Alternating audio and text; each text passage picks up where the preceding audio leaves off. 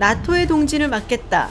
러시아가 우크라이나를 침공하면서 내세운 명분 중 하나였죠. 그런데 정말 나토가 동진하게 생겼는데요.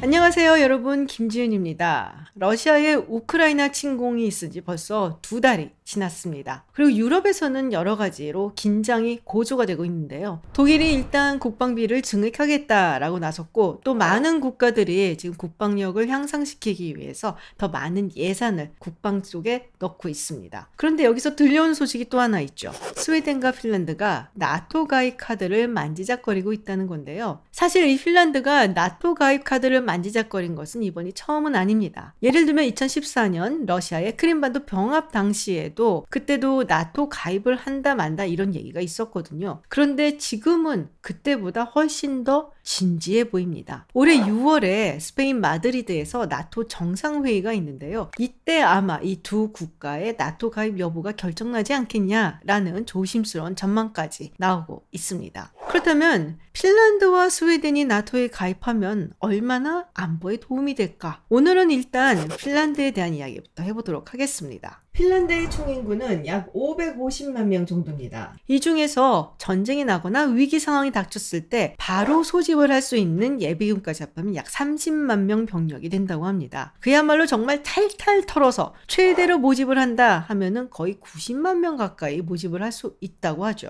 핀란드는 사실 유럽 선진 국가들 중에서는 매우 드문 징병제를 가지고 있는 국가입니다. 핀란드 남성의 4분의 3 정도가 군복무를 마쳤다고 하죠. 안보와 관련돼서 여러 가지 계획들도 짜여져 있습니다. 적어도 6개월 동안은 버틸 수 있는 곡물이라든지 주요 연료를 비축을 해 놔야 되고요. 그리고 제약회사 같은 경우는 수입 약품을 3개월에서 10개월치 정도는 보존을 해 놔야 된다고 합니다. 또 핀란드에서는 일정 규모가 되는 건물들에는 항상 지하에 방공호가 필수적으로 있어야 되고요. 유사시에는 주차장, 아이스링크, 수영장 같은 것들이 바로 대피 장소로 전환될 수 있도록 해놨다고 합니다. 핀란드는 내셔널 디펜스 코시스라는 것이 있다고 해요. 1년에 4차례 모이는 건데요. 주요 기업의 기업인들, 그리고 정치인들, 교회 성직자들, 언론인들, 그리고 비정부 단체의 지도자들이 함께 모여서 그야말로 안보 교육을 받는다고 합니다. 주로 군 장교라든지 정부 관료들이 와서 안보 교육을 시켜준다고 하는데요. 지금 현재 핀란드의 안보 상황이라든지 그리고 위기 시의 시뮬레이션까지 함께 한다고 하네요. 지방에서도 비슷한 것이 이루어지는데요. 여긴 한 6만 명 정도가 참여를 했다고 해요. 예를 들면 만약에 발트해가 봉쇄가 된다면 식료품은 어떻게 조달을 할 거고 휴지는 어떻게 만들 것이고 뭐 이런 것들을 시뮬레이션을 하고 계획을 세운다는 건데요. 이렇게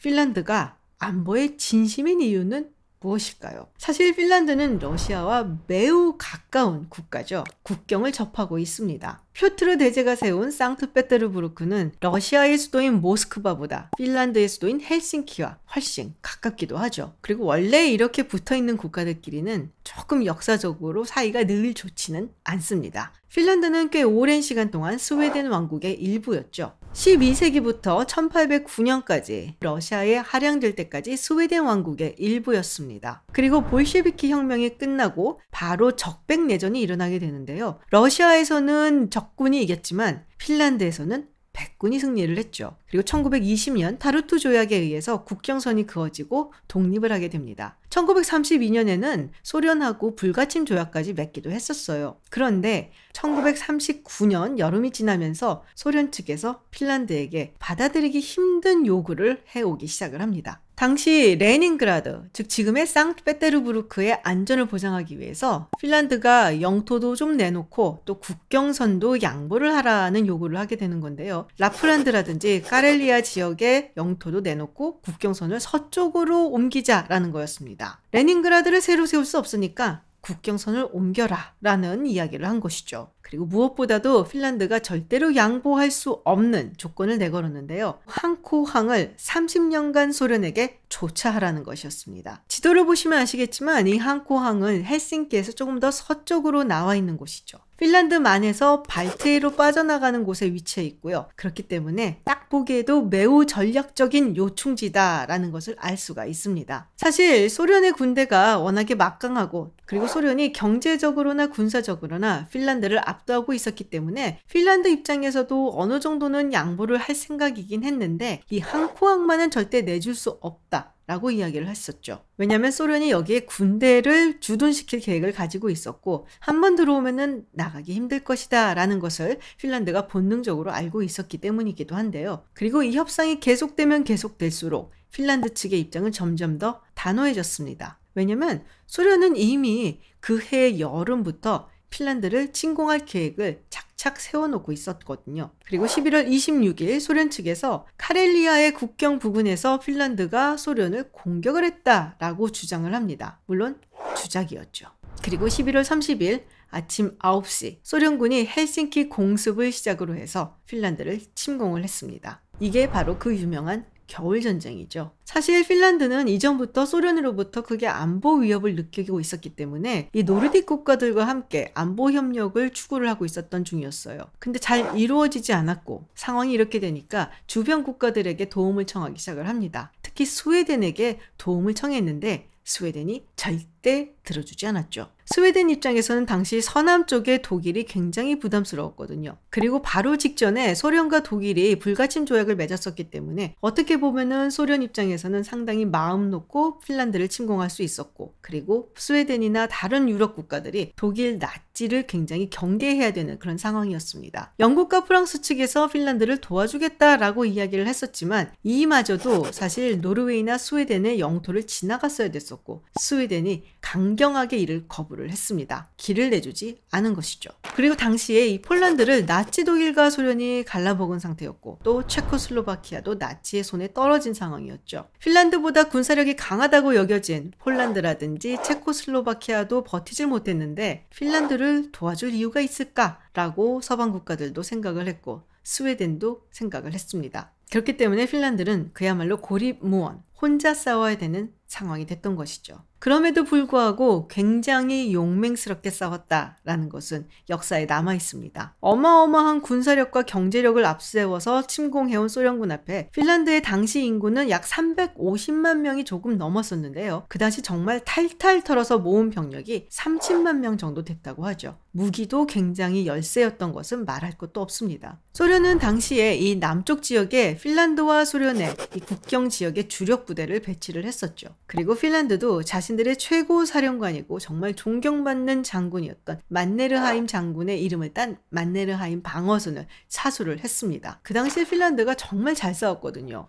핀란드 영내로 이 소련군을 끌어들인 다음에 제대 간의 연계를 끊어놓고 그리고 각계의 격파를 하는 방식을 썼다고 하는데요. 그리고 유명한 저격수들이 이 소련군을 저격하는 방식도 썼습니다. 헤이웨라는 그야말로 전설적인 명저격수가 있었죠. 소련군 약 259명을 사살했다라는 기록도 있습니다. 그리고 핀란드가 엄청 추웠다고 합니다. 물론 소련도 추운 국가였지만 그보다도 훨씬 더 혹한이었다라는 이야기가 있어요. 그리고 부상을 당하거나 동상을 입었다라는 이야기가 있습니다. 그리고 무엇보다도 당시 소련군의 사령관들이 상당히 좀 떨어졌다라는 이야기가 있는데요. 이를 두고 스탈린이 그 전에 굉장히 뛰어나거나 자신에게 라이벌이 될 만한 혹은 경계해야 될 만한 장군들을 모두 숙청하거나 처형했기 때문에 소련군의 질이 약간 좀 저하된 상황이었다라는 얘기도 있습니다. 하지만 봄이 오면서 날씨가 풀리고 그리고 막판에는 소련이 거의 100만 군대를 동원을 했었죠. 이런 물량 공세를 핀란드가 이겨내기는 힘들었습니다. 그래서 결국 3월 12일 모스크바 협정을 맺고 처음에 이야기했었던 것보다 더 많은 영토, 즉 핀란드의 11%의 영토를 소련 측에 내어주게 됩니다. 그 이후에 핀란드가 사실은 독일 나치가 소련을 침공했을 때 나치와 동맹을 맺고 소련을 공격했던 적도 있어요. 이게 1941년 6월에 있었던 일이고 사실 겨울전쟁이 끝나고 1년밖에 안 된 후에 있었던 전쟁이라 이것을 두고 계속 전쟁이라고 부르기도 합니다. 물론 여러분 다 아시다시피 독일이 소련에게 결국 패배하게 되고 또 핀란드는 그래서 연합국 측에 다시 붙게 되면서 결국에는 잠시 수복했었던 땅을 다시금 소련에게 넘겨줘야만 했죠.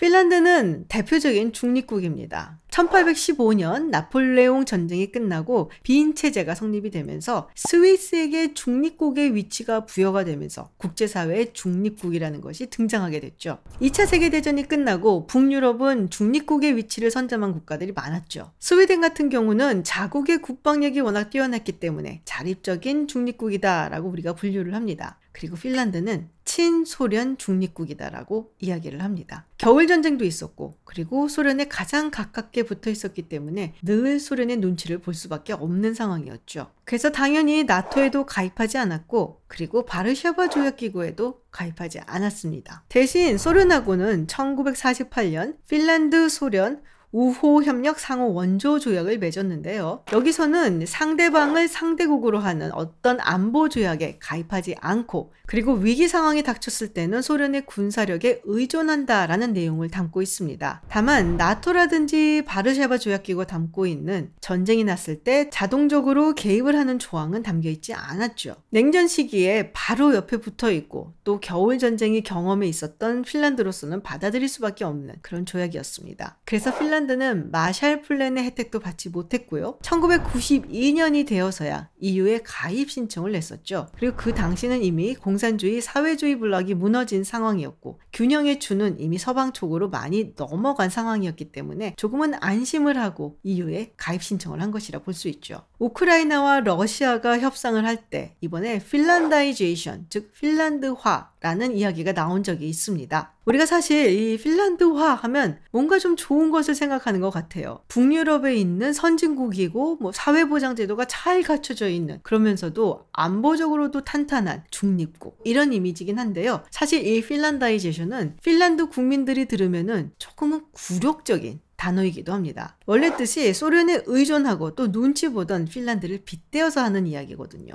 약소국이 강대국의 심기를 건드리지 않기 위해서 사회적으로 또 정치적으로 자기 검열을 하는 것을 핀란다이제이션이라고 이야기를 합니다. 이 말이 처음 만들어진 것은 1960년대 서독에서였어요. 당시에 밀리 브란트 총리가 오스트폴리틱, 동방 정책을 펼칠 때 이에 반대하는 정치인들이 이를 빗대어서 핀란드처럼 될 것이냐라면서 이 핀란다이제이션이란 말을 처음으로 썼고요. 그리고 2014년 러시아가 크림반도를 병합했을 당시 키신저와 브레진스키가 우크라이나가 이 핀란드화를 추진해야 된다라는 식으로 이야기를 했었죠. 정작 핀란드 사람들은 그 당시가 상당히 흑역사였다라고 기록을 하고요. 실제로 이 소련에 대해서 반대하는 말을 하거나 했을 때 혹시라도 잘못되지 않을까 스스로 검열하며 지냈다라는 증언들을 합니다. 유쾌한 기억은 아닌 것이 바로 이 핀란다이제이션입니다. 핀란드가 나토에 가입은 하진 않았지만 이 나토 가입국들 그리고 파트너 국가들과 여러 가지 안보 협력을 하고는 있죠. 당연히 소련이 해체되고 난 다음에 핀란드의 외교 공간이 넓어진 것은 맞습니다. 그럼에도 불구하고 이 나토에 가입하는 것에 대해서 많은 핀란드 국민들은